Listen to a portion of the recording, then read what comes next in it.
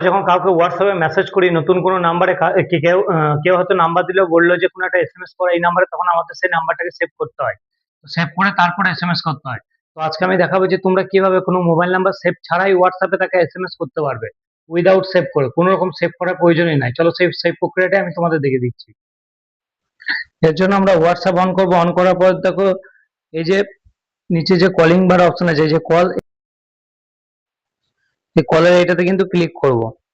Click করার পরে দেখো এখানে কিন্তু একটা অপশন আছে, এই যে কিবোর্ড বলে একটা অপশন আছে, কিবোর্ডে কিন্তু ক্লিক করব। কিবোর্ডে ক্লিক করার পর মোবাইল নেটওয়ার্ক অবশ্যই অন থাকতে হবে, নেট যেন অন থাকে।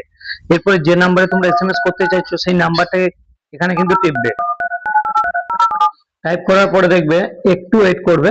একটু ওয়েট করার পর দেখো এইখানে কিন্তু লিখে দেবে তার নাম বা তার তোমার হোয়াটসঅ্যাপ আছে কিনা। এরপরে এই যে বাঁ দিকে নিচে এই যে এসএমএস এর চিহ্ন আছে, এই এসএমএস এর চিহ্নতে ক্লিক করবে। এরপরেই তোমরা দেখো তোমরা কিন্তু এই নাম্বার উইদাউট সেভ করে কিন্তু মেসেজ করতে পারছো। এইভাবে তোমরাও করে নিতে পারবে। ইউটিউব চ্যানেলের সাবস্ক্রাইব করে ফেসবুক চ্যানেলটিকে ফলো করে নাও। এরকম আরো নতুন নতুন ইনফরমেটিভ ভিডিও সবার আগে পেয়ে যাবে।